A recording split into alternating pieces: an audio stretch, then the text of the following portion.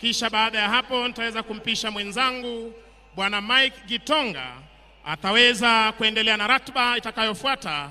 Kisha tutaweza kurejea tena na gwaride la kijeshi ili kuweza kuondoa mwili wa mwenda zake hapa uwanjani.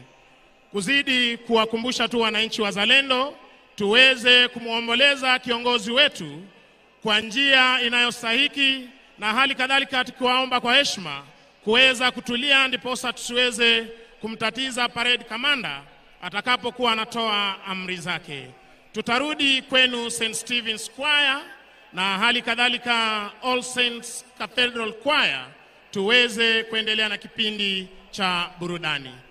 Upande wa pili tafadhali St. Stephen's Jogoo Road Choir, iwapo mko tayari, na All Saints Cathedral Anglican Church Choir tuendelee tafadhali.